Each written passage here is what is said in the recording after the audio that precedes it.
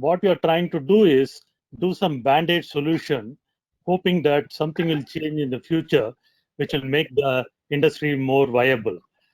We already have seen some reforms in the power sector. For example, in 2012, there was a financial restructuring plan for the discoms. In 2015, again, they came with the Uday scheme, but none of them were successful because we are not addressing the fundamental problems or fundamental reforms required. What is required is there need to be an increased competition in the sector. There need to be a separation of carriage and content in the sector. There need to be a intention to reduce TMC losses by investing more and more in technologies like smart metering, and we also need the states to better target the subsidies. So unless you try to solve all these problems and put more money in the hands of the consumers, because India today is a consuming economy. All other countries, what they have done with stimulus is putting money in the hands of individuals and also firms. Here, the fiscal side of the equation is very small. What the government is trying to do is more of monetary measures, which is not going to solve the problem. We need structural reforms. Unfortunately, what the government is doing now is not addressing the structural issues. They're trying to come with some band-aid solution to meet some short-term issues, which is not going to kickstart the economy, and we are not going to see the growth coming back either in V or U shaped in the near term. So Bala, in terms of the specific package given to discoms, wouldn't you think it would have been better if the government had done something across the energy sector for renewable energy and incentives, either in terms of liquidity or in terms of tax incentives, while the government is shying away from doing tax incentives at this time, given the infrastructure thrust that is needed. What is your view on having to do something with the renewable energy side of it? Wouldn't that have been something that would have been more helpful from a longer term perspective? No, investment is one side of the equation because we need larger investment in the renewable sector. We are talking about a target of 450 gigawatts by 2030. We should be equal to 55% of the planned capacity at that point of time. You require a lot more investment. But again, you need to address the structural issues, which is the state discoms, which are very inefficient. The TMC losses are very high, the debt is very high. Unless you solve the problem, you are going to see a perennial issue like this. For example, take the solar power, right? All the states signed the solar agreement at a particular rate a few years back. So when the new government comes, the state discoms are broke, so they try to renegotiate the contract.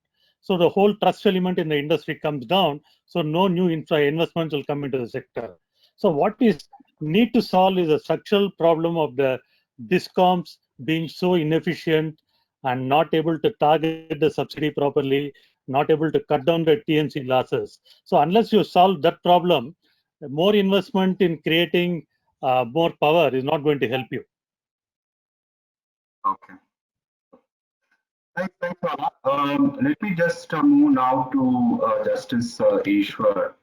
So I wanted, your views and thoughts on, the tax system. If you look back in the current government which is there, their intent, which was stated intent, was that they want to make this tax system much simpler, reduce the number of incentives or exemptions, and then lower the tax rates to make India an attractive destination. They've done some parts of it by getting the tax rate down to 25% and even 15% for new manufacturing units. But given the current situation, don't you think the government should have considered some tax benefits for a limited period of time? There are economies in the world, then the US did their jobs tax cut. It was for a stated period of 2 years that they would do. So don't you think the government could have considered a limited period of exemptions or tax benefits for certain sectors that have been significantly impacted. Or, for example, doing very specific incentives of accelerated depreciation or one-time deduction on cost of assets, that would help industries to kickstart, investments and manufacturing. Yeah, first of all, good afternoon to everyone. Good afternoon, sir. Good afternoon. Nice to see all of you. Basically, I thought, taking a slightly different take, I thought the word tax reform may be a little inappropriate in the present situation.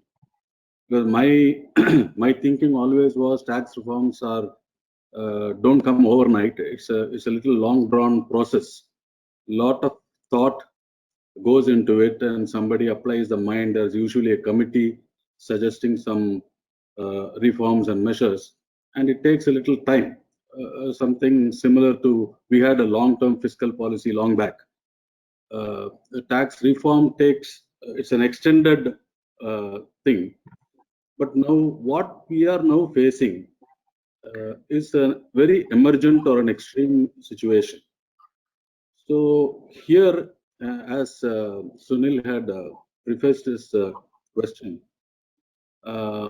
here I don't think a long-drawn process of tax reforms can satisfy the immediate needs of the people.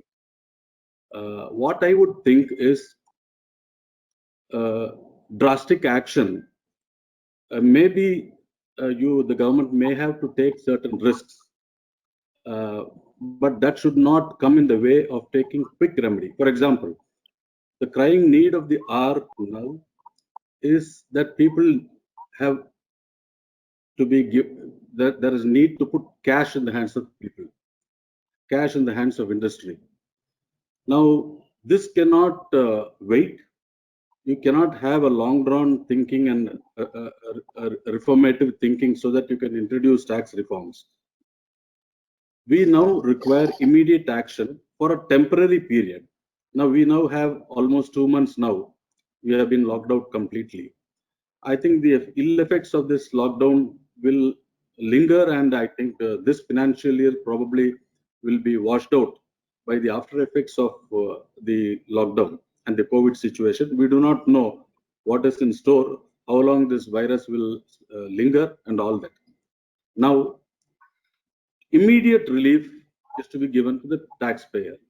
I'm talking of taxpayer because the question is about tax reforms only. I'm not at present going into the slew of measures which the finance minister in the last 3-4 days has introduced. I'm only confining myself to the tax reforms.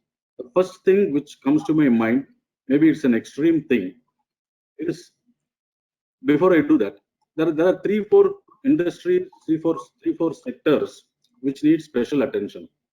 Now, real estate, as usual, is one in this situation. Tourism, hospitality, automobile. These are 3-4 sectors which I think are immediately affected. Now, these are, except the hospitality industry, except the tourism industry, perhaps the other 3 are more capital intensive.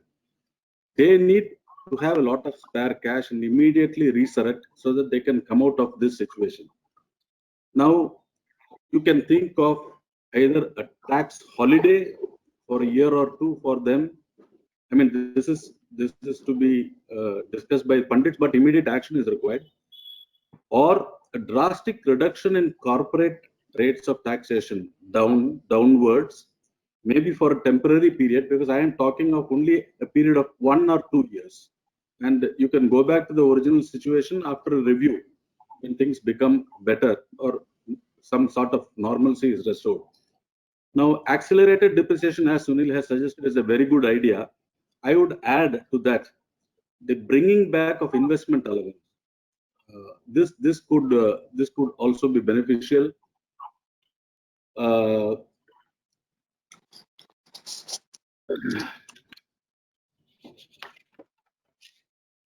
Research and development, particularly in the case of pharmaceutical companies, which there could be incentives so that they can carry out their intensive research in the field of viruses, such as coronavirus, like the new coronavirus, which can be a pandemic, which can have drastic ill effects or ill consequences. Apart from this, there is some general suggestion that more cash can be put in the hands of the taxpayer. Now, I was just wondering why the finance ministry and the IRS didn't think anything about relieving the burden of advance tax, at least in the June installment.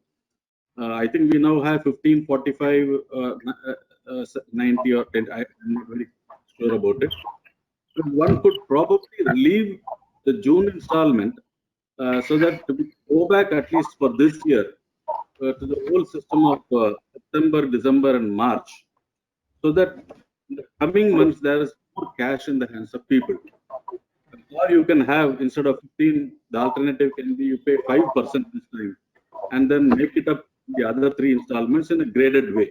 This could be one suggestion which can leave more cash in the hands of taxpayers. Then, on a slightly different scale, nobody is speaking of threshold limits of taxes. I think TDS rates have been brought down. That's some relief.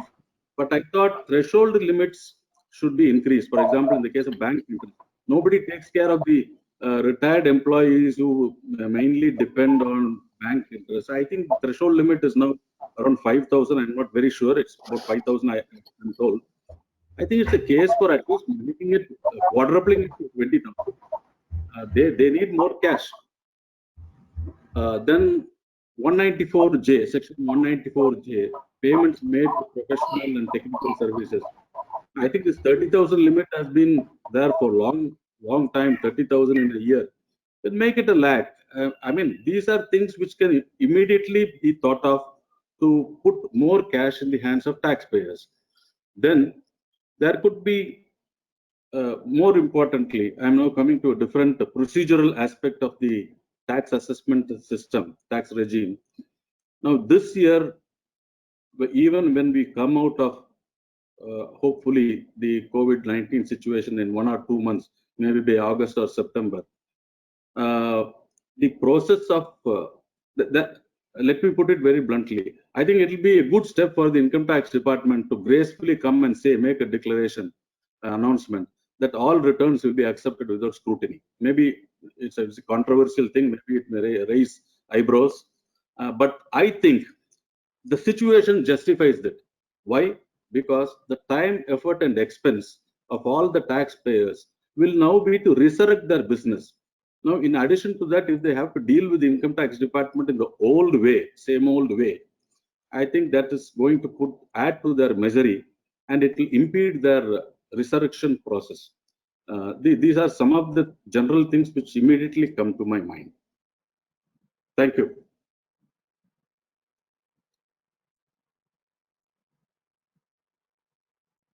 Sir, thank you so much. I think that was a very insightful view on how to look at tax reforms in these difficult times. I think we should not look at a long-term perspective of reforms at this point in time. I think your suggestion is to look at the emergent situation and do certain small operative kind of stuff, but which couldn't have been done in the past because of various reasons. But we can relook at those measures in these current circumstances. I think that's your view. Right. While on that issue, can we take Mr. Ranjan's view on that? He has been on tax policy front for a long time. Do you have any specific views on Justice Eashwar's comments, or anything that you want to add on to what Justice Eashwar mentioned on the tax reforms in these current circumstances that we are in, sir? Right. Thank you, Bala. Before starting, let me pay my regards to Justice Eashwar. I'm privileged, sir, to be on this same webinar as you are. Haven't had the pleasure. Thank you for being there. I in fact happen to agree with a lot of what Justice Eashwar has said. You see, when we talk of structural reforms in tax, as Mr. Balakrishnan pointed out right in the beginning, that need was there not because of COVID. That need was there maybe a year back also, or more than that. There is a crying need for some structural reforms in tax also, as in other sectors of the economy. Uh, right now, I think the priority of the government has to be to relieve this pain that the COVID has brought onto people. And the primary aim then has to be to improve cash flows, make funds available with the people. I am completely in agreement that I think the government has been very stingy in just extending deadlines up to 30th June. And that also is not a deadline extension, it's a reduction of interest rate from 12% to 9%. Now, even a 9% interest rate is something which is exorbitant at this point of time. It would have been much more welcome and should have been more magnanimous from the part of the government to just give a relief right up to September end or even December, and say, okay, we will not charge interest as long as you pay your tax liabilities during the year. There have been some very good measures taken, the TDS measures, ease in getting TDS certificates. But again, when you reduce TDS rates by 25%, what are we saying really?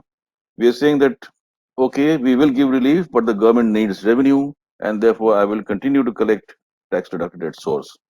Which means that you're saying that that person who does not earn any profits must still keep paying the tax deduction at source. Now that's a contradiction. I mean, what is the priority of the government? I think what was required was certainly a very drastic reduction in TDS rates. The whole idea then being to put money in the hands of the business. We don't need huge structural changes in an income tax law at this immediate point of time. What we need is to tell the business that, look, please come up, rejuvenate, do what it takes, and we will not bother you, we will not hassle you, we will decrease your compliance problems, we will see that your cash flow is not interrupted, and help you in going ahead with what you're doing. Of course, the government will take tax. If you earn income, the government will take tax. There was some mention of incentives. Uh, I would feel that tax incentives, sir, with due regard, sir, also to your views, I don't think they would really be relevant at this point of time because there are no profits. People are struggling to survive. Businesses have to come back on the track, and profit is something which I don't know. People are not very sure of how much will come. So I think the priority right now absolutely is to help a business by not doing anything, by just decreasing the compliance problem issues by ensuring the cash flow and liquidity is maintained with the business, and then of course I also have feel that the government should start thinking of structural reforms in tax and set the ball rolling. And that process is not easy. It's not a 1 month or 15-day process. I think it takes time. We should set that ball rolling and for the future. Thanks. That's my take on that. Wonderful, wonderful. Thank you, sir. I think we have some convergence of views here in terms of how the government should approach. Hopefully there's one more or two more of the packages left. The finance minister is supposed to announce. Probably we'll see some of these lessening of compliance burden, as I would capture it. Would come from the finance minister in due course. It need not be in these 2 days or 3 days. It can come for a period of time as well. Sekar, if we can get you in here, I think, can we have your views on how government should have approached the tax? We need not call this as tax reforms, but as Mr. Ranjan would put it, lessening of the burden of tax compliance. How the government should look at it and what we can propose from a chamber perspective. While we have given some representations, what would be your views in this, Sekar? Yeah, thanks, Bala. I hope I'm audible to everybody. Yes. My view is that, Bala, it's a very mixed bag, the government response so far. I'm not, though I were asked a tax question, for example, the government package to the MSM is half-baked in my view. it doesn't nowhere satisfy the MSME, because the MSME's entire exposure to the banking sector is 13%, and there's no mandate for the banks to give the money. It's a half-baked. Second, your government has reduced the tax by 25% in TDS. First of all, the business should have money to pay to the vendors. When they don't have money to pay to the vendors, where is the question of paying TDS to the government? It's completely illogical to me to asking to reduce the TDS rate and say it is a one more stimulus package for 50,000 crore or 5,000, 10,000 crore, whatever it is. It's illogical to me. What the government should have done is two things, Bala. Number one, at this point of the COVID reform, the government should not be a mere facilitator or mere just policy maker. They should convert that role. Mr. Ramesh, is it possible for you to mute your phone? I'm sorry to name it, because very often your phone comes and disturbs the conversation. I would be very happy if you mute your phone, Mr. Ramesh.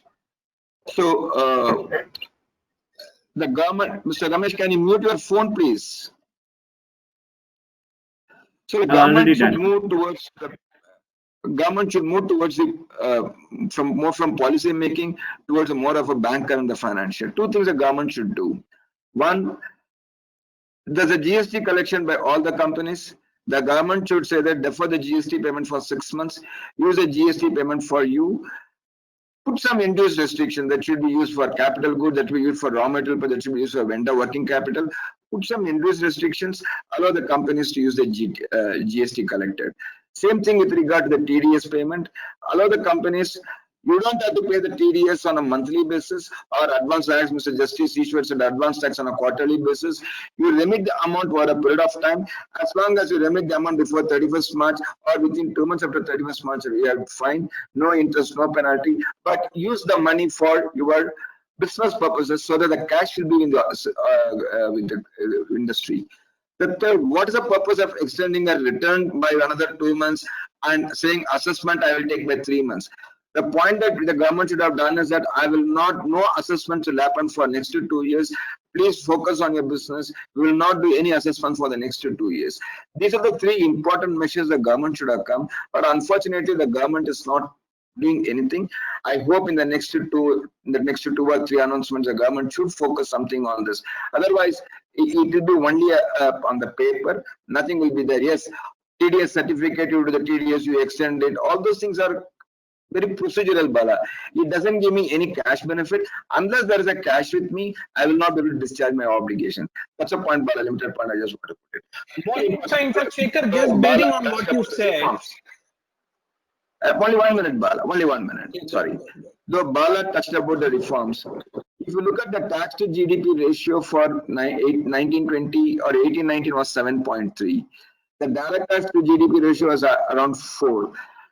There's one aspect of thinking from the well-known economists is that during the times of recession, your tax to GDP ratio is not material, it is not relevant, because you need to focus on improving the businesses. So the government should come out of the mindset of tax to GDP ratio and all those stuff, focus on giving more cash to the business and then make them to work, Bala. That's a limited point, Bala. Wonderful. Thank you, Sekar. Sunil, you want to take over the next? Sunil, can you unmute? Sunil, you are mute. You are unmute, yeah. No, sorry, I was on mute.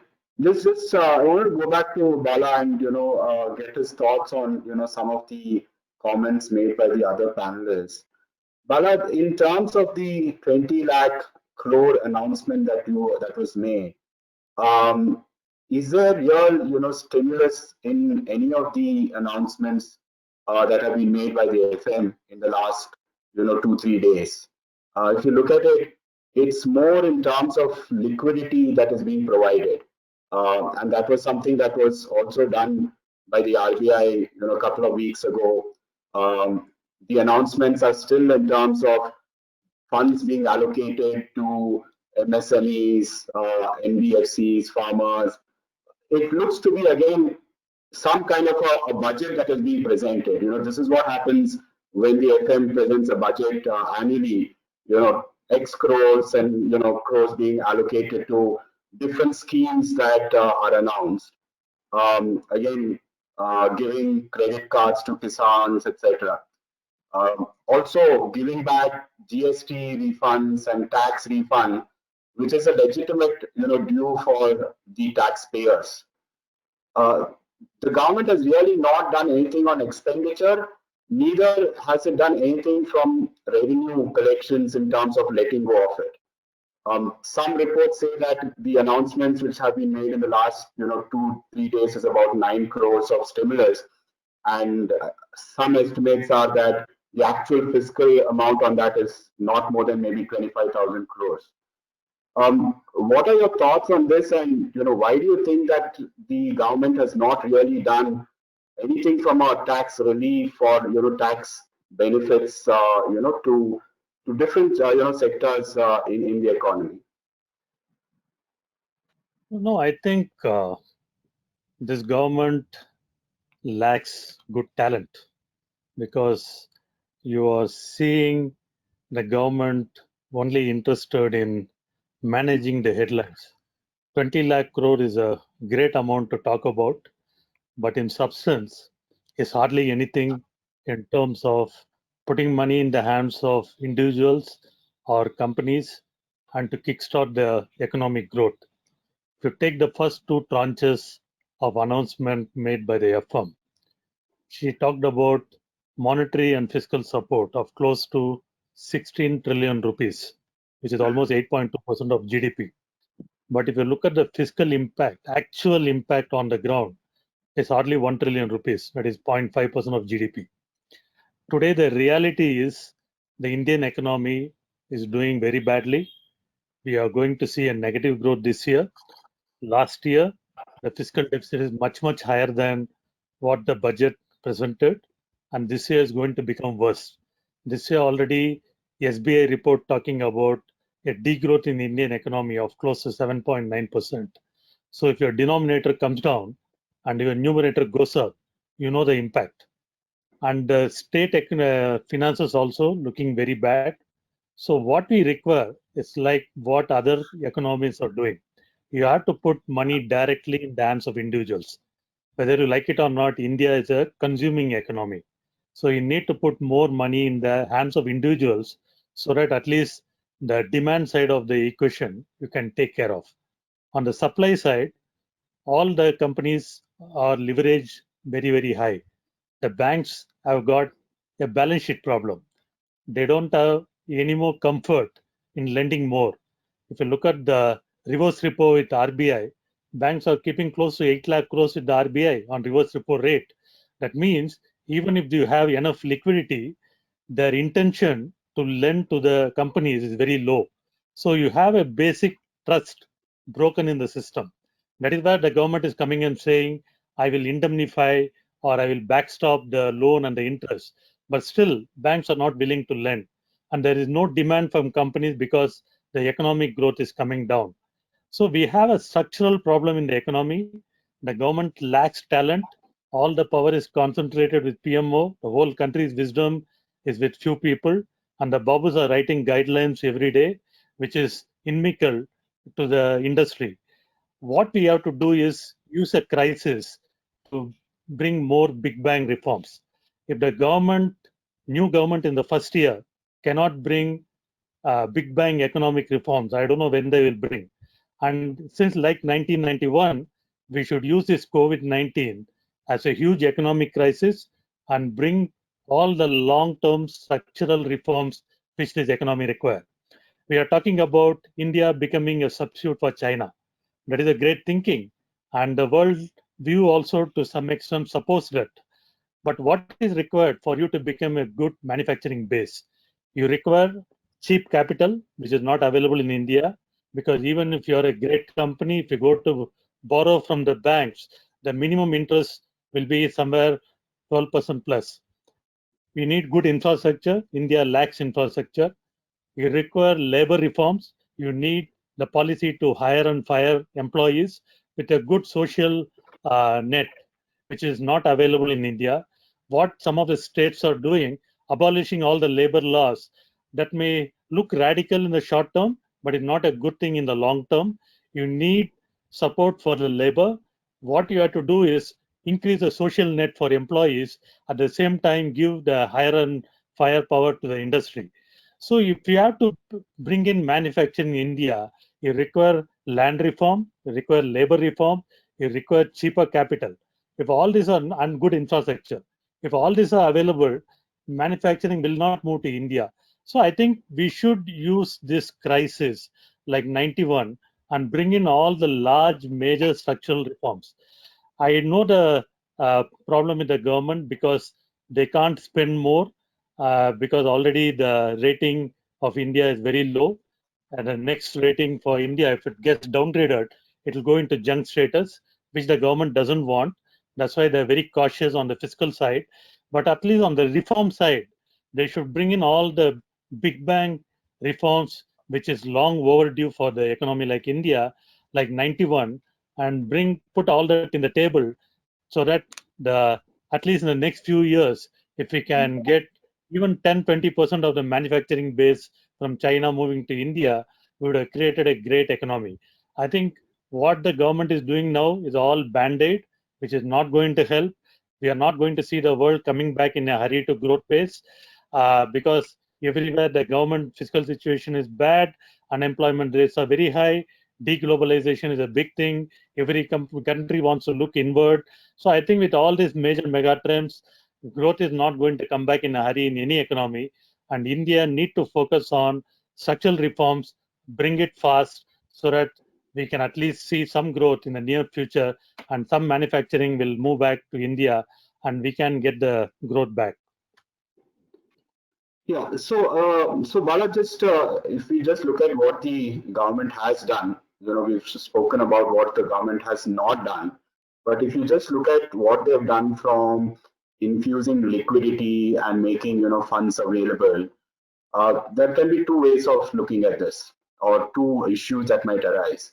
One is whether the banks are really going to fund industries because they've anyway are flush with money over the last few quarters.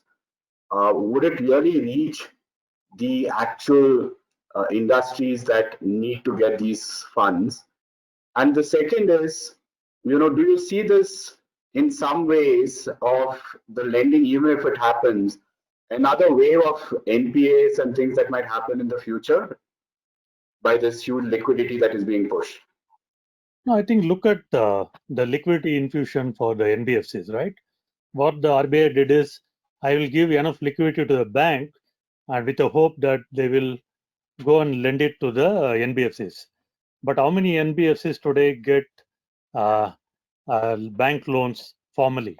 Not many NBFCs, right? Not many MSMEs. Very few MSMEs get loans from the formal banking system. Most of them get money from the informal system like NBFCs and others. So you are trying to put more and more liquidity into the banks and with the hope that they will on-lend it to the needy sector. Today, banks are sitting on a huge NPAs, right? And whenever there is a default, you have all the investigative agencies going behind the banks and they become very cautious. So you are having a system where the bank CEOs are very cautious in lending. And second, there are a lot of informal lending happening in the economy, which this liquidity infusion is not going to solve. Even if I'm talked about giving money to the street vendors, right? How many street vendors go to a bank and get a loan? They all go to the private money lender for money. They get money in the morning, they repay in the evening. So I don't think all this liquidity infusion with a thin balance sheet problem like what we have is going to solve the problem. The highly rated companies, AAA, they may get money from the formal banking system. The lesser rated companies will still struggle to get money. The challenge is how to get the money for the lesser rated companies. That is why if you look at US, the Fed is buying all kind of bonds from the market. Even the junk bonds they come and buy. Because in an environment like this, where the trust is broken, government has to be the arbitrator. They have to come and infuse this money into the system where the credit is not available. Just pumping in money to banks and hoping that they will lend it to all the MSMEs, I think is a dream, is not going to happen. Yeah, Bala. I think that's a common view that a lot of people are having as to whether the benefit will actually reach the set of people who really need the money at this time. And again, whether any of these will get channeled to people who really don't need it, and whether it will result in you know NPAs again in the future. I just let me move to Justice Eashwar again.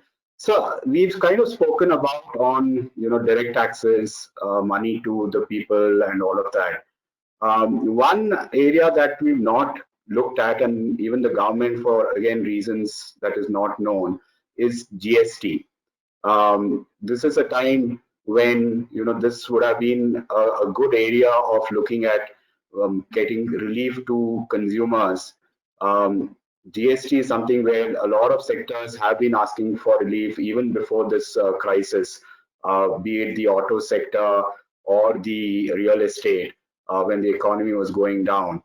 The government doesn't seem to have looked at GST at all, at least till now, in terms of the packages that have been announced. Your thoughts, sir, on that in terms of what you think we can expect or what could have been done around that? Yes, it's quite puzzling, not only at this critical situation, but even in normal times, we had about 4 or 5 months back. Somehow or other, the government has been very adamant so far as GST is concerned. I do not know the reason, but even in the matter of reducing the rates of GST and all that, the government has been very, very stingy. Not, in fact, I would even say that they have not taken due notice of all the valid representations that have been made by different sectors who were crying for a lessening of the GST rates. Again, in the slew of measures which the last 3-4 days we have seen, the fiscal measures, as you rightly pointed out, I am also surprised that not a single word has been mentioned about GST. There is need. I think we are one of the rates of GST in India are pretty high. There is probably no justification for some of the high rates, particularly with reference to some sectors. And there is really a crying need for reducing the GST rates. This is very surprising. Let us see, at least in today's or tomorrow, if there is going to be some announcement, GST must enter the scene. I agree with you that somehow it has received a left-handed treatment, and it is not right for the government to completely ignore the valid claims and representations regarding the high rates of GST. Sir, Mr. Ranjan, taking off on what Mr. Bala mentioned, one is the immediate things that we'll have to do to put money in the hands of the consumers, the taxpayers, etc., which we talked about before. But also taking this as an advantage, as an opportunity, like the 1991 crisis. How do we use tax as a tool to attract investments, to attract FDI? So we had special economic zones coming up. STPI was reintroduced in 1991, if you look at it, and then followed up and reinvigorated as an SEZ scheme in 2004 kind of a time frame. So all of this had borne fruits in multiple ways. How do you look at tax as a tool for attracting investments into India and retaining them? Because if you look at many of these investment which may come out of China, they may go to countries like Thailand, Vietnam, even Bangladesh is what people are talking about. How are we well positioned? Is the tax rate reduction itself enough, or is there something more that we should do in the medium term to stay competitive here, Mr. Ranjan? Yeah, thanks. I think that's a very valid question. Well, you see, in order to think as to what should be the tax reform, we have to first understand what is wrong with the tax system at present. And after the rationalization of the corporate tax rates, and they have been substantially brought down, as also the personal income tax rates, I think tax rates as such is, I mean, one can always give suggestions that it should be so much and not so much. but it's the rates themselves are not something which are a problem. In fact, one can really say that we now have a set of extremely reasonable rates. But what is more important, particularly for foreign investment, and that's something that the government must realize, and we must act on that, is the level of tax certainty that we can provide. Our system at the moment is bogged down by rapidly changing laws, some flip-flops, policies, ad hoc measures. Even the corporate tax rate reduction was a one-off measure. It was just reduced without any accompanying effort to modify or to reform the corporate tax structure. It's only now that later on that we have thought of dividend taxation and all the other things. So all along we have been trying to come up with ad hoc measures of tax. All right, so industry wants to be competitive. Okay, let's reduce the tax rate. But then not thinking that what are the other factors for the industry to be competitive. Uh, our litigation problems, the massive amount of disputes that are locked up in courts and in judicial forums, our way of administering the laws, where there is an increasing tendency to take inconsistent stands in the assessment, all because the tax officers are driven by certain targets which they have to meet. Uh, these are the things that these are creating problems for the investors. Uh, I if you take the tax rates by itself and you take the huge and market that India provides, I think the base is fantastic for any foreign company or foreign investor group to step in. I think what is holding them back is the fact that if there is a dispute, it's going to take them 15 years and till then they will have to carry a liability on their balance sheet. Uh, if there is a small error in depositing TDS in time, they're going to face prosecution. There are various things like that in our tax system which need to be ironed out. And it's not that suggestions have not been given to the government. I mean, I don't know. I would just remind you, gentlemen, that there was a task force constituted by the government of India to rewrite the income tax law. I chaired that task force, and a report is there in the government. A new draft code is there with the government, which makes the law simple, which makes the law logical. I think these are things that we need to do because tax certainty is something which is now in the post-COVID world the most important factor which will drive competition and which will drive it investment. Uh, World over, industries are now facing a huge amount of uncertainty in not just because of tax but because of other factors. What has happened to the labor issues? What will happen to the supply chains? Will the finance still be available? I mean, will so and so bank collapse or will they still run? There is so much of risk and so much of uncertainty, and add to that the tax uncertainty, and that really puts people off completely. So I think from the tax point of view, I'm not talking about the actual other reform. There are a whole lot of other things that the government has to do. But from the tax point of view, I think we need to sit down and understand as to how best can we provide this tax certainty to business. I'm quite enthused. In fact, we haven't mentioned one of those a couple of very welcome announcements by the finance minister. Not many people have found good things about what she has announced, but let's talk about the agriculture front. Now, three major reforms have been announced. Now, let's hope that they are implemented. But if you are going to relax the Essential Commodities Act, to remove limits on stocking, if you are going to allow farmers to sell outside the agricultural produce marketing committees, I think these are huge steps. These are what agricultural reforms are all about. If the government is really serious and if they really do it, then it will be a turnaround in agriculture. So, in similar vein, I think it is time to use this opportunity. Of course, on the one hand, we have to provide all the relief measures, the easing the compliance burden, reducing time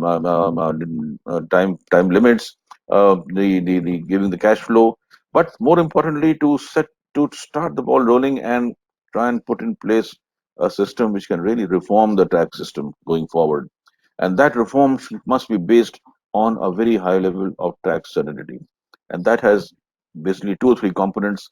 One, a very stable and a reasonable tax regime, a stable and a reasonable tax regime, which doesn't change every year or every February.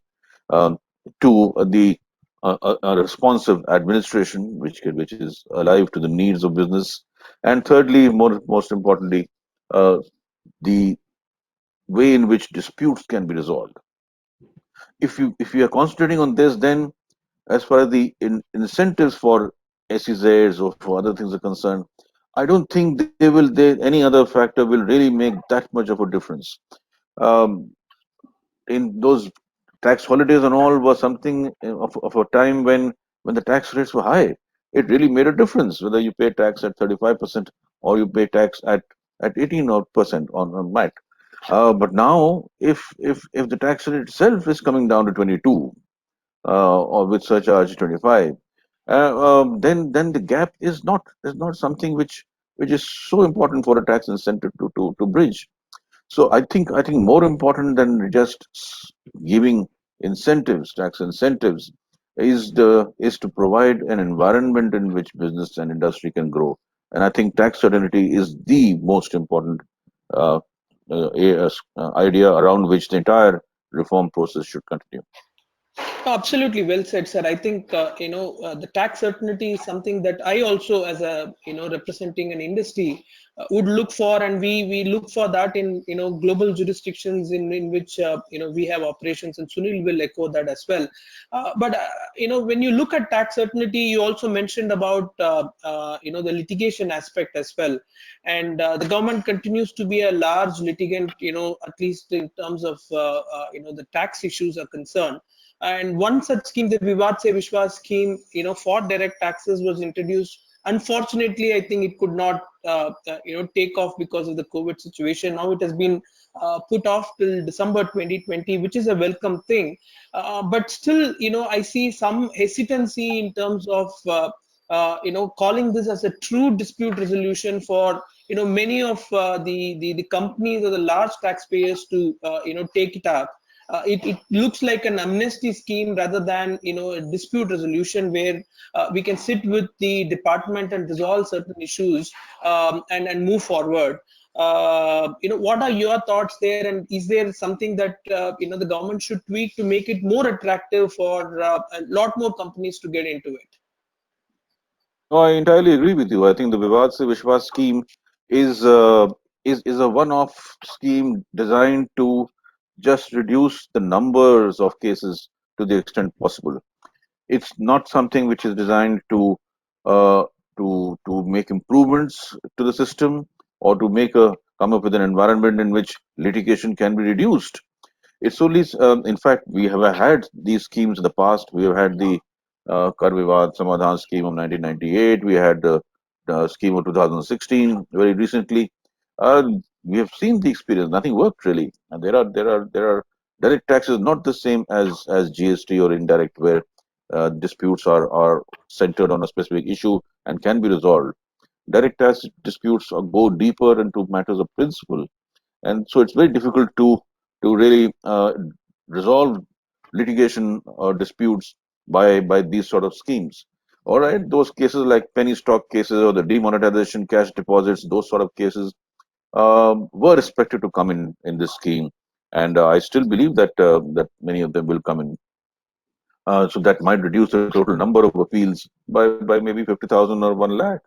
But then it doesn't solve the problem of litigation, the problem that every company faces. Every tax assessment gives rise to litigation in any medium-sized company or even smaller companies. Why should that be so? And once it goes into litigation, then the stage is set for the next 10 years. I mean, there is no way in which it can be a shorter period. So we have to think of better mechanisms.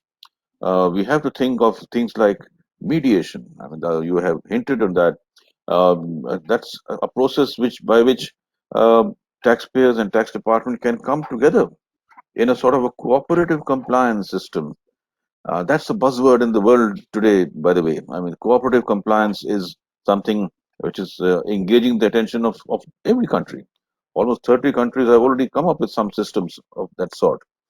Cooperative compliance is where the taxpayer and the tax administration get together the taxpayer installs proper systems in his business which can ensure compliance, the tax administration continuously guides him as to how to make those compliance. That's the sort of a thing that we need. And mediation is one such mechanism where the once a dispute is threatens to arise, there should be a mechanism where it can be nipped in the bud or where it can be settled before it really goes into the appellate channel or because it goes to the courts. So I think these sort of things are what the government must think about. Litigation management is a huge problem which must be looked at about in that regard. If I can get Justice Eashwar sir on this, you represent judiciary, you've been part of judiciary, now you also, on the other side of justice system as well. One is, what Mr. Ranjan talked about in terms of cooperative compliance itself.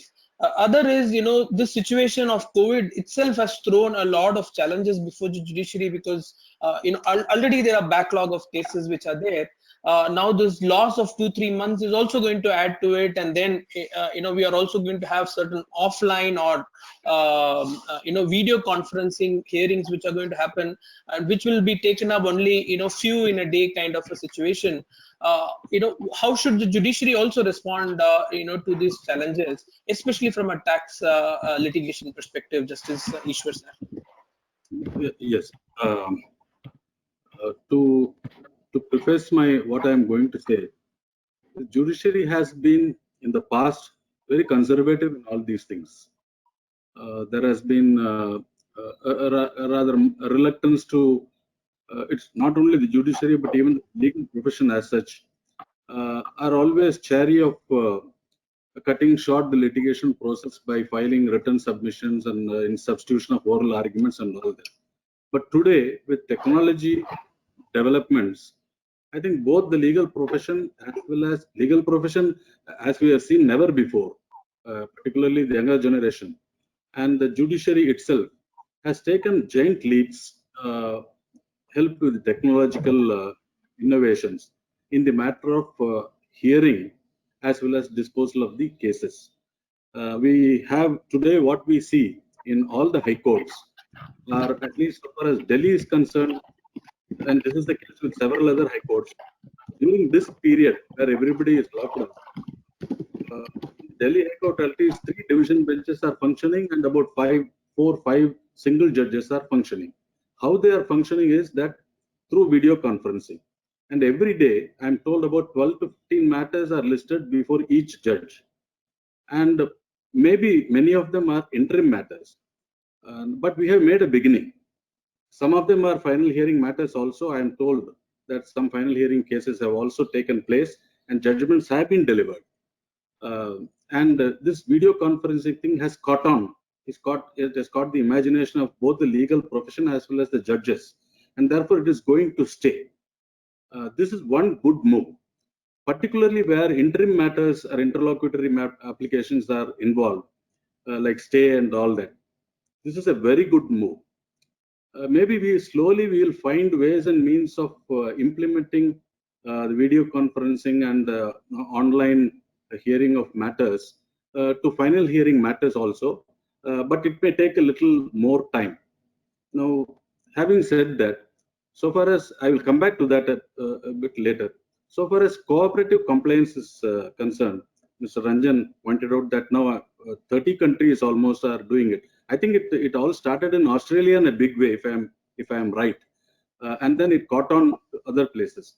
This is a very good move at the base level, as well as mediation. Mediation is also a good move. Some kind of a settlement where senior, apart from the assessing officer, senior officer also sit there and do a kind of a mediation and settle the issues. That's nothing like that.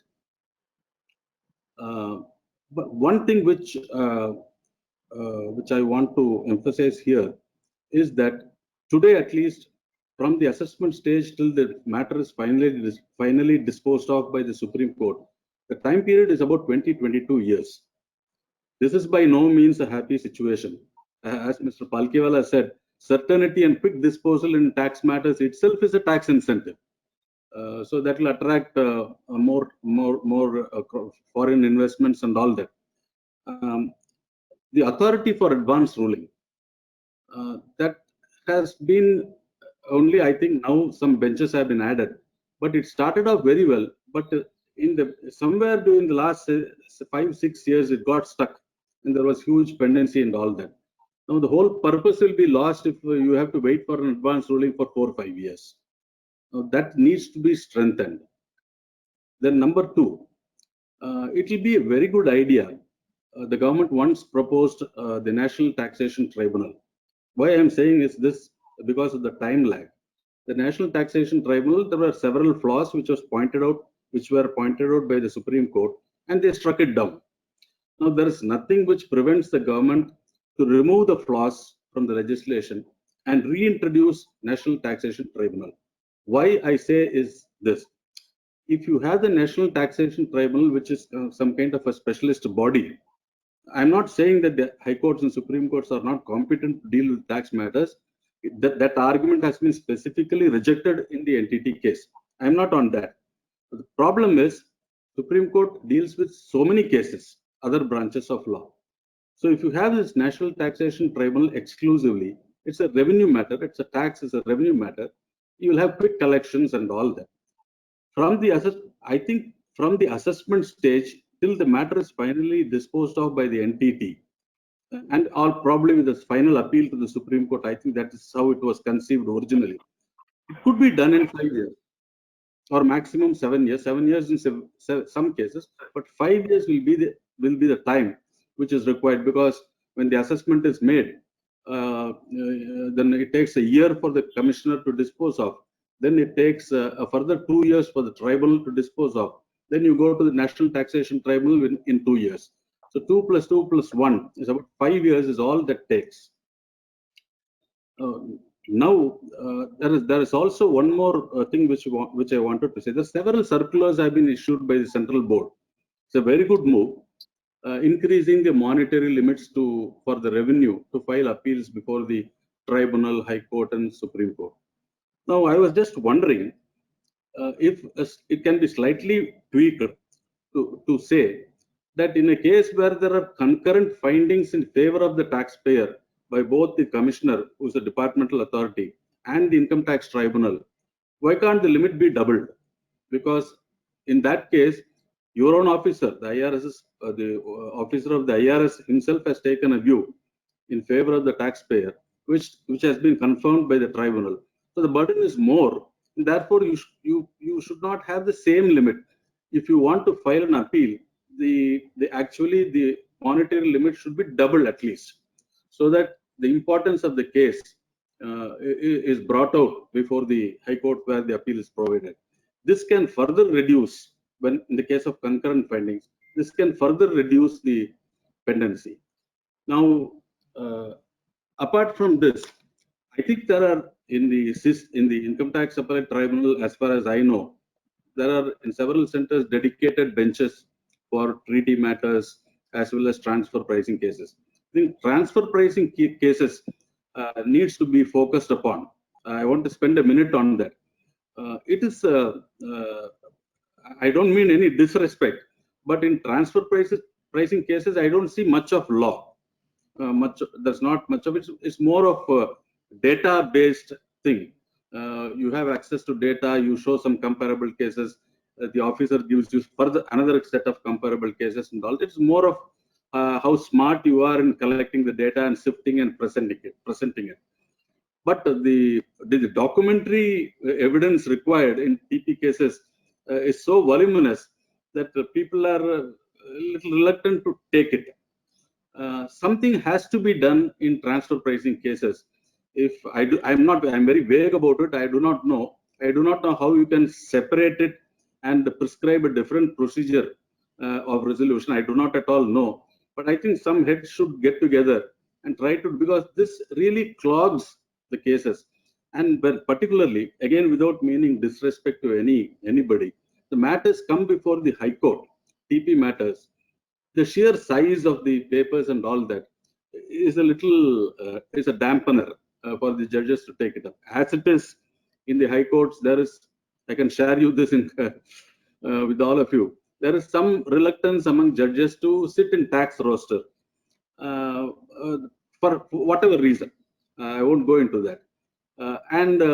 If you put a reluctant judge in a tax roster, he's not going to take much time in disposing of, not much time in understanding the matters and all that. You may not have a satisfactory outcome, so which may lead to further litigation. And also, there is a perception amongst the tax lawyers, at least as far as I have talked to a few of them, senior people, unbiased, objective. Somehow there is a perception that even the Supreme Court doesn't give the tax matters the judicial time which they deserve. And there is not much of attention is paid to them. Maybe right, maybe wrong, I do not know. I don't frequently go to the Supreme Court. But still, this perception is somehow there. So all this can be sorted out. I'm not saying entity is some super body superior to the Supreme Court and all that. But all I'm saying is that let us be practical. And if you have specialists, you must have, of course, the flaw pointed out by the Supreme Court in the entity matter is that it doesn't have infused, it doesn't give predominance to the judicial spirit. Well, that can be addressed, and you can give predominance to the judicial spirit, put all judiciary people, retired judges, high court judges, chairman could be a Supreme Court judge and all that, and infuse a lot of judicial spirit so that the judgment ultimately is very satisfactory. Advantage is that it is going to be very fast. So this is one thing which the government has to seriously think about, and somebody must take it up. These are some of my views on this litigation front. Wonderful, sir. Very insightful. Thank you so much. And I think some of the suggestions we may also carry it as a chamber, when we take these recommendations to the government. And thank you so much, for your views here, sir. Thank you, sir. And one of the points that you mentioned of filings that are done in appeals and bundles of papers that are put before the courts. Bala and I were dealing with a matter in Australia, and they have very specific guidelines in terms of we did it in the High Court. They don't allow more than 12 or 15 pages to be submitted. That is the maximum. Whatever you have to do has to be done in those 15 pages, and very, very regulated. Even the rejoinders is then reduced to only 4 or 5 pages. So I think that makes it very clear. Only relevant issues are then brought up for the arguments, because otherwise, if it is left open-ended, then any and every kind of an argument, frivolous arguments are all brought up, which only prolongs the matter. So I think what you said was very, very relevant, sir. And some of these, I think, we should look at bringing in when we do our judicial reforms as well. Thank you, sir. Thank you very much. We can add one. Yes, sir. We can add that there's an urgent need for a change in the mindset, both from the side of the judiciary as well as from the legal profession. That's it. That's all. Yes, sir. That's true. I completely agree. I think there should be a change with every stakeholder in any litigation. Bala, I want to come back to you. And you spoke about the sovereign rating concern. And I guess when we look at what the government is doing, neither doing any expenditure spend or putting money directly in people's pockets, or in terms of reducing tax rates and all of that.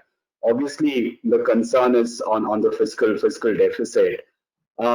Is that something that is a real concern, or the government should be concerned on sovereign rating?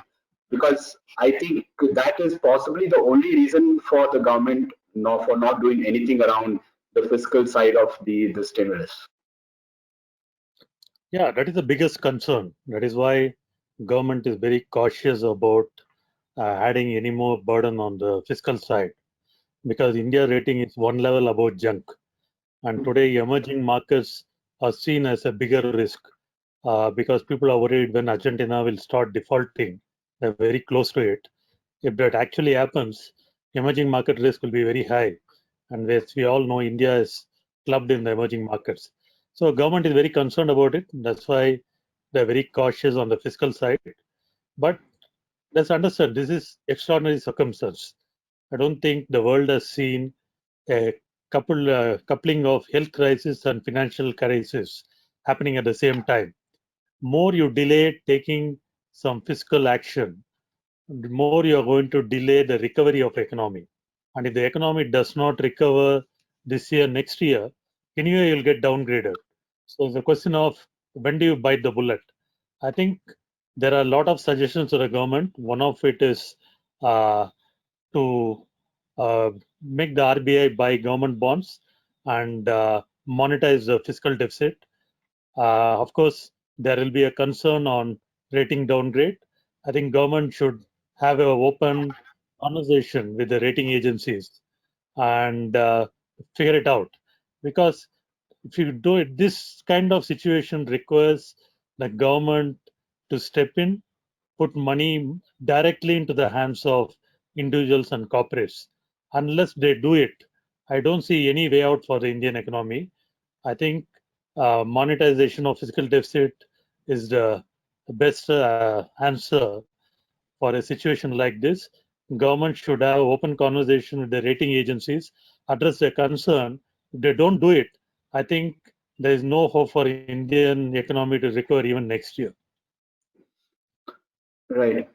Right, Bala. And if you look at again in the US, where the Fed is now authorized to go and buy corporate bonds and all of those things, um, why do you think we are not looking at measures like these, which where they can get the RBI to do something similar? No, first of all, I think there's a lack of talent and thinking in the government. We don't have good people in the government who can understand the complex macroeconomic issues and come with multiple solutions. I think we are still living in the past.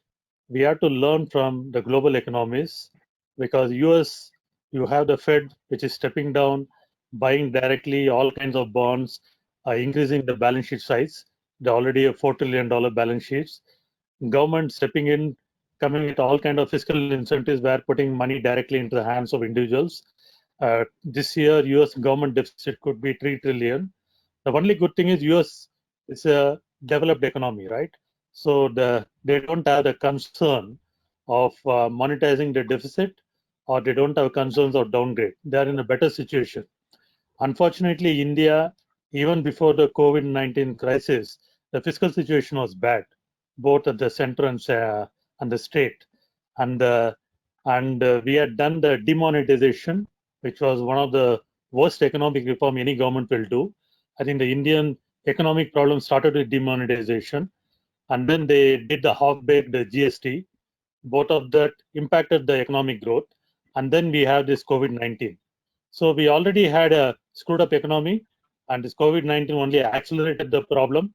I think unless government comes with some new ideas, new thinking, I don't think we have a way out of this mess. I think government has to drastically think about monetizing the deficit, giving more money directly into the hands of individuals, corporates.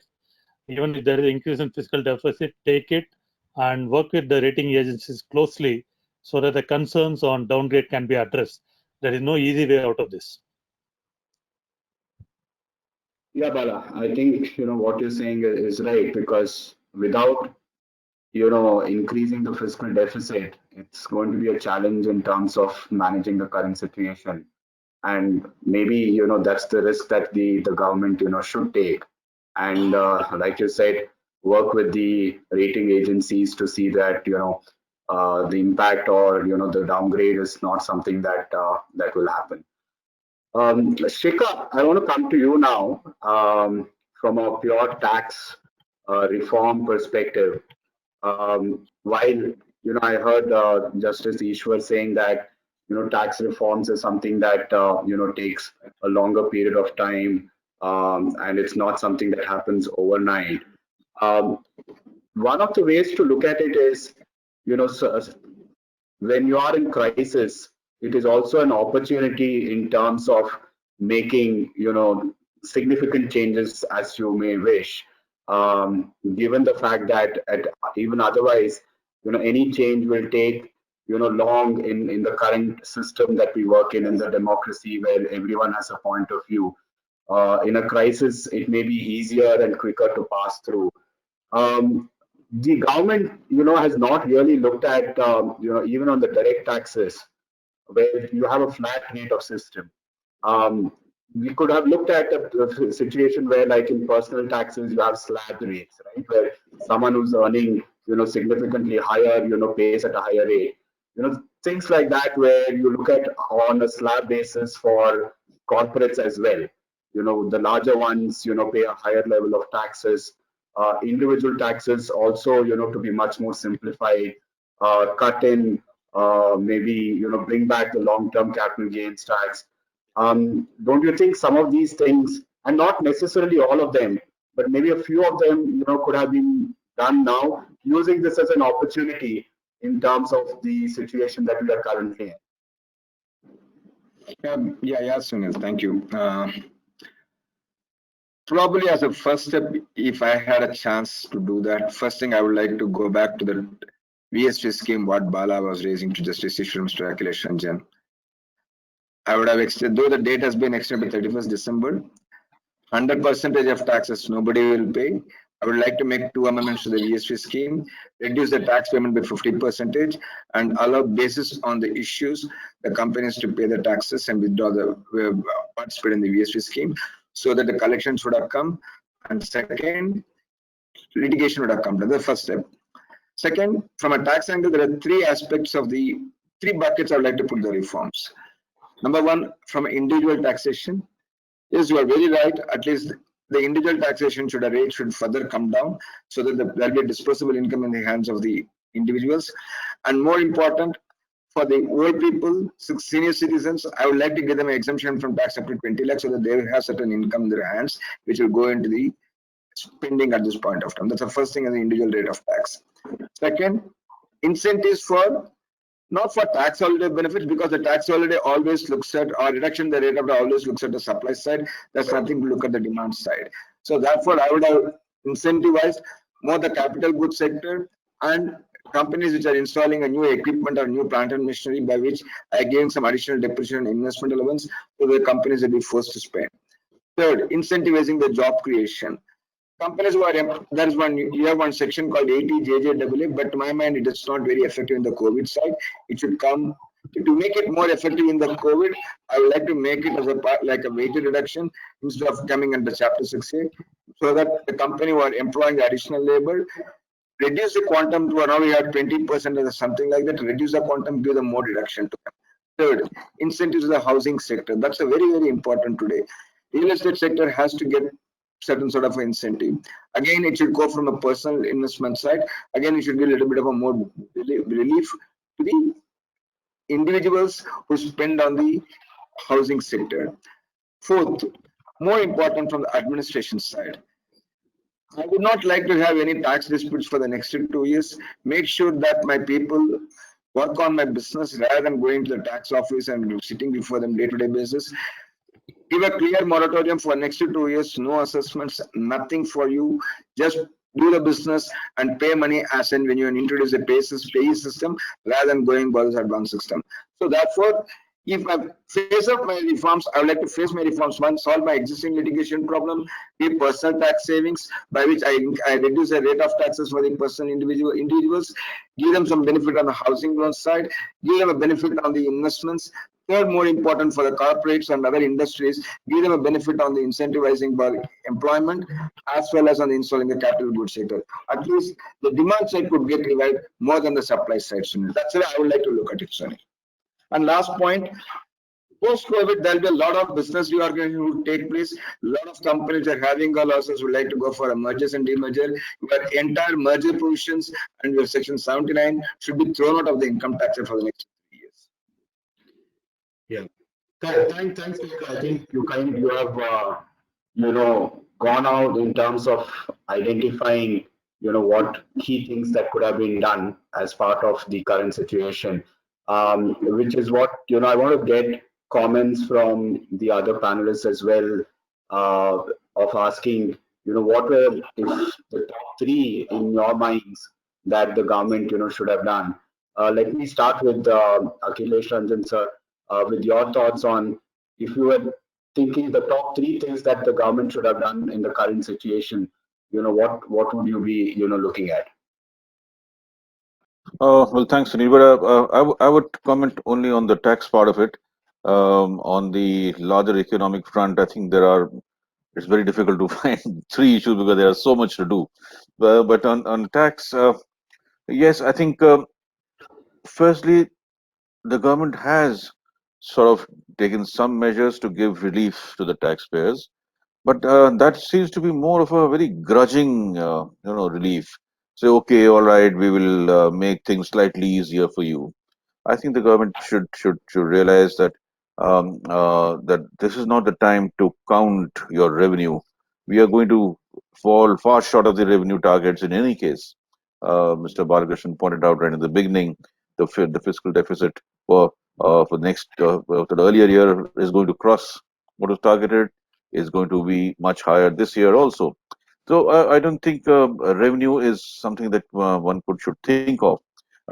More importantly, it was right now to tell the taxpayer and to build that trust with the taxpayer that look, we as a tax department, as a revenue department, we are alive to your concerns. We understand what you're doing, and we are with you in this moment.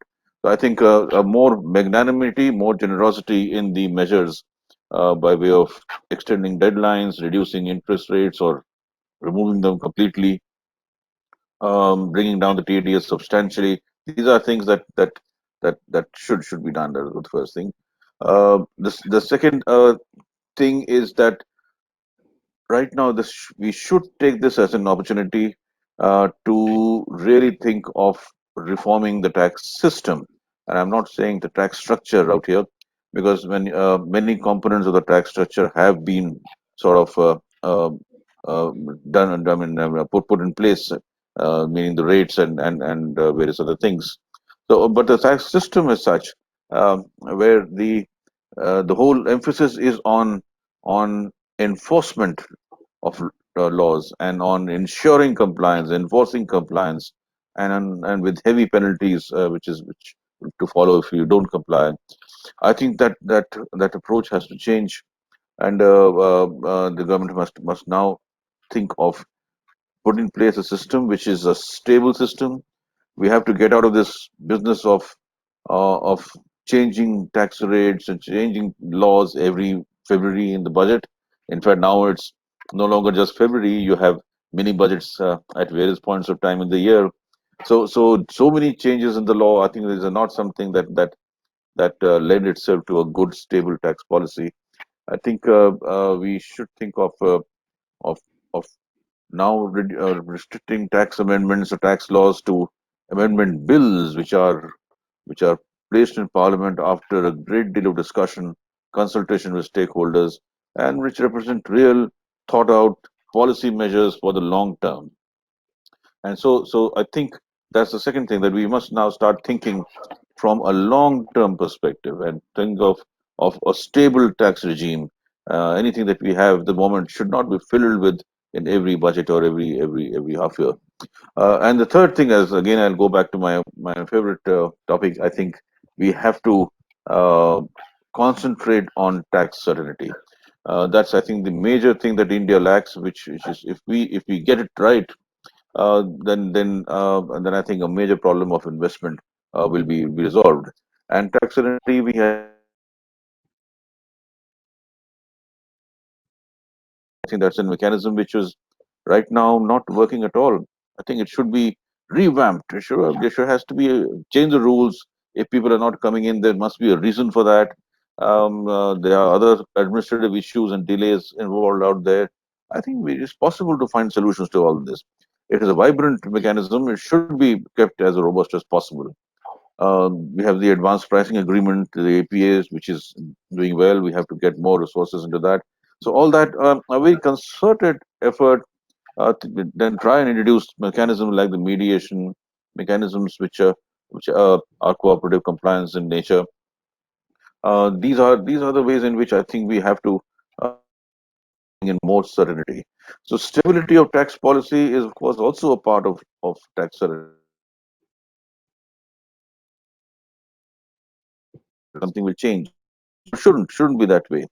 So I think the stability of policy, the responsiveness of the administration, and the managing the litigation, again, the three pillars of the tax certainty regime.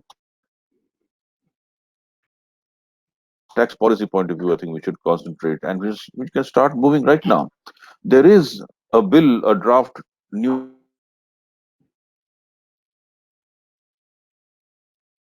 We had tried, and we had managed to simplify a whole lot of things while writing that new code.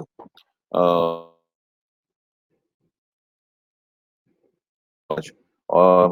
I think it's something which is viable, it is feasible, it's something that should be looked at. So these are the things that I think the government must look at on the tax front. And I think, all of us would agree, especially on the points that you mentioned on stability and certainty, which is, something that, corporates have been asking for a very long time. And if that happens, I think it's a lot of, things that would have, achieved by doing that. Thank you, sir. Justice Eashwar, sir, if you can, give some of your thoughts, and then, I'll move to Bala after that.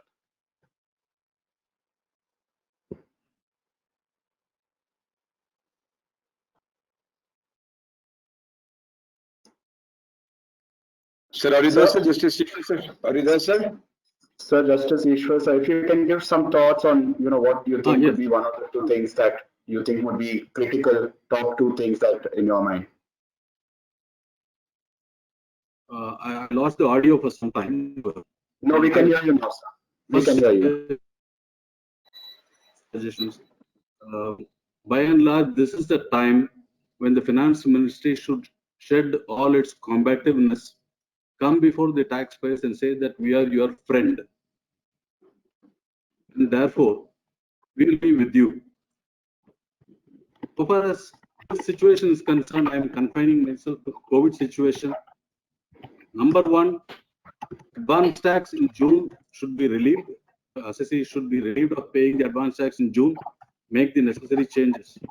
Number two, all returns should be accepted in this period, at least, so that nobody is troubled with the hearing notices and all that. Everything is accepted. That there may be some cost involved, may have to put up with some revenue loss and all that. But this is not the time to crib. This is the time to be magnanimous and show that you are the friend of the people. These are the two things which are very, very important. I'm not talking about any long-term tax reforms now because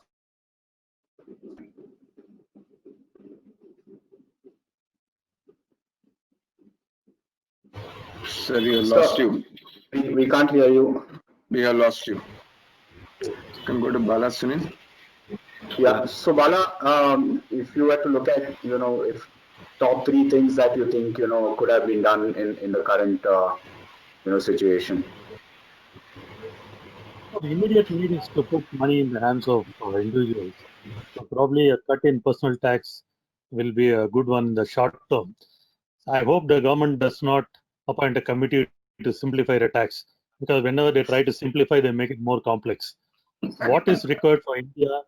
What is required in India is to simplify the administration part, because the budget comes with an unrealistic number for tax collection, and there's a lot of pressure on the tax officers to collect money, and they make all kind of frivolous demands, and then it goes into litigation. So it's a virtuous cycle. I think we require much more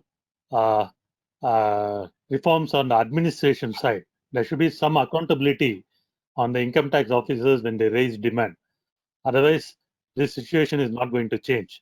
In fact, I remember when I was in Infosys, I asked the tax officer, why you keep raising demand on Infosys? We pay all our taxes.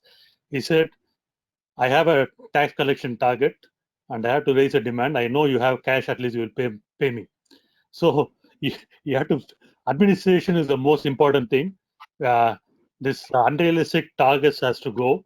And also the way they treat the taxpayers. Even today, when the notice comes from income tax, it says you are directed to appear. Come on, I'm a honest taxpayer. Treat us with respect. If you look at US, we had a litigation with IRS. 2 sittings, we sat across the table and solved that issue. In India, it takes time. Nobody wants to take decision. The income tax officer pass it on to the commissioner pass it on to the tribunal, and then it goes to High Court, Supreme Court. It takes 10 to 20 years for a litigation to come to an end. And third, I think it is time to tax the agricultural income. The rich farmers should pay taxes. I can understand you want to not to tax the small farmers. The big farmers have to pay tax. Like Chidambaram says, you can't have 50% of the economy not paying tax, other 50% paying tax, and there is no tax evasion. It will happen.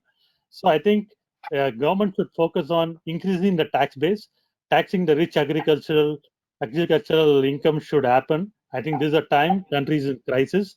They should explain and make it happen. Second, I think they should more focus on how they administer the whole tax administration. I think it's very important because if you have unrealistic target, I think the litigations are not going to go away.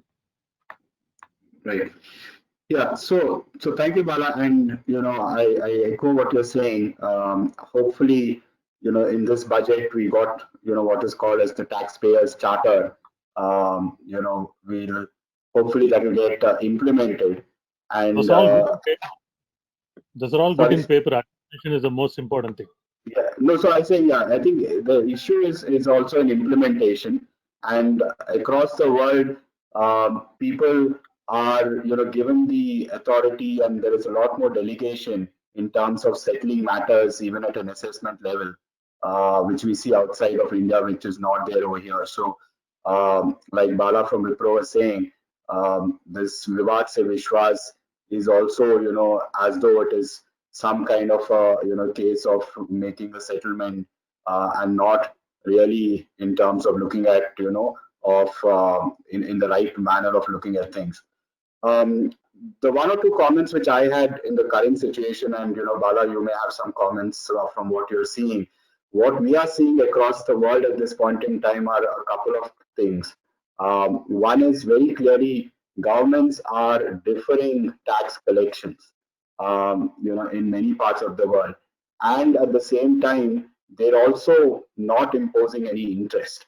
I think what we've done here is that we've given some level of deferral, but interests are still the same. They've been just brought down to 9%, which is really pushing the problem further. At some point in time, we'll still need to cough up the tax and the interest amounts.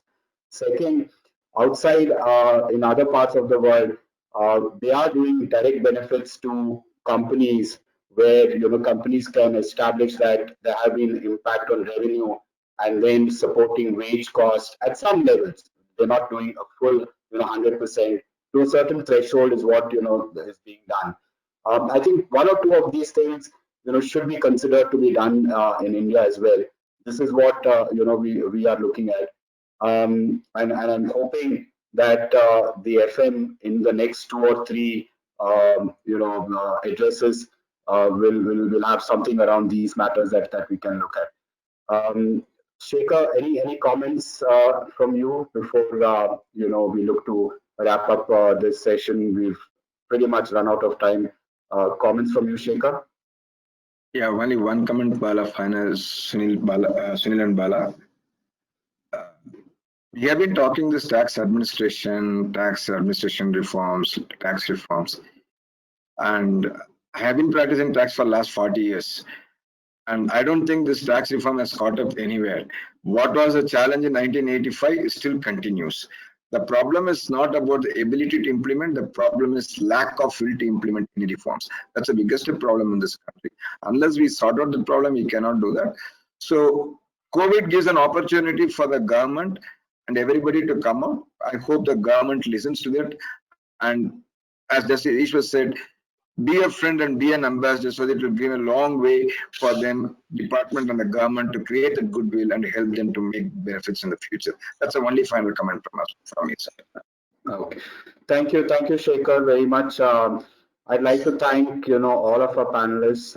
It's been a very engaging discussion that we've had. We've covered not just tax, but we've covered issues around the tax administration, judicial issues. We've also touched upon the economic issues around the stimulus package that has been announced. I want to thank Akhliesh, Ranjan sir. Thank you very much for joining this panel and giving all of your insights. Justice Eashwar sir, thank you very much for your inputs. Bala sir, thank you very much for joining on Saturday afternoon and giving your inputs and insights. And Sekar, as always, at any point in time, you're always available to not only set things up, but also be on the panel and give your wise words. As always, thank you to all the panelists for joining us on a Saturday afternoon. And before I conclude, I should thank all of our participants who joined in. Like I said, a Saturday afternoon is when generally people would be possibly taking an afternoon siesta, so you'll have been awake and listened to all of the inputs and comments and insights from all of our panelists. Thank you very much. Thanks, Bala from Wipro. Thank you for joining me in managing this session today. Thank you. Thank you, Mr. Akhliesh. Thank you, sir. Thanks a lot, sir. Thanks, Bala. Thank you. And stay safe. Thank you so much. Thanks. All right. Thank you. Bye-bye. Thank you. Thank you. Thank you so much. Bye. Bye.